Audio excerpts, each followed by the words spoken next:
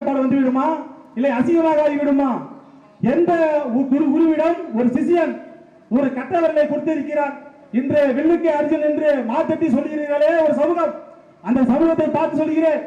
அன்று என் முப்பாட்டனார் ஏவலன் பார்த்து பயந்து இவன் கட்டவரல் இருந்தால் அர்ஜுனன் பேர் எடுக்க மாட்டான் என்ற ஒரு சைத்திட்டம் தீட்டி எனது முப்பாட்டனார் விரலை வெட்டினாயே, அது எப்படி வெட்டின? நேர்மையா வெட்டினியா? அதே ஒரு சூழ்ச்சி. எப்பா நீ வந்து என்னெல்லாம் நீ கத்துக்கிட்ட, எனக்கு என்ன நீ குருதட்சணை தரணும் போது சூட்சமா வைக்கிறான் ட்விஸ்ட். கட்டவரல கொடுத்துரு. இந்த கட்டவரல இல்லைன்னா அன்பு முடியுமா? ஆனா நம் ஏவகன் அப்படிப்பட்டவன் அல்ல, கட்டவரல் அல்ல. முழுவதும் எடுத்தாலும் இருவர்கள் அம்பக்கூடிய திறமையும் திராணையும் அவருக்கு மட்டும்தான் உண்டு. இது வரலாற்று உண்மை. இன்றையும் பாகுபலி படத்தில் பார்த்திருப்பீர்கள்.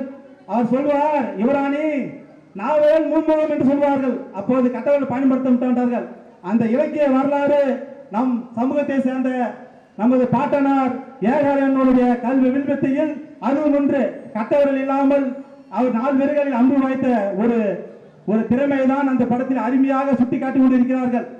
இந்த சமூகம் ஒரு சினிமாவை பார்த்து ஒரு மலைக்குறவன் இப்படிதான் இருப்பான் என்று நமது தாத்தன் கோட்டைகள் கை கட்டி செய்கின்ற போது அன்று இருக்கக்கூடிய சிறந்த நடிகருமான பேர் சொல்ல விரும்பவில்லை, அவர்கள் செய்த சதிராட்டம் தான் அவர் ஓட்டுக்கு தேவை வேண்டும், அவருக்கு கூட்ட வேண்டும் என்று எங்கிருந்தோ வந்த வந்தவர்களை அவர்களை நம்ம சமூகம் இவர்கள் தான் மூத்த கூடி தமிழர்கள், இவர்தான் கல் தோன்றி மண் தோன்ற காலத்திலே பாலோடு முன் தோன்றி துருவான இனம் என்று கூறுகின்றீர்கள். உங்களுக்கு வெட்கம் இல்லையா?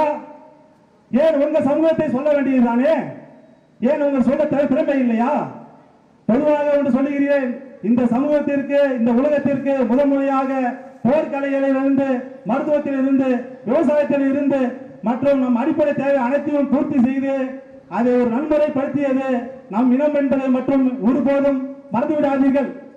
நமது மலைக்குறவன் என்றாலே ஒரு ஈவான சொல்லன் அல்ல, அவன் ஒரு தலைவன். அவன்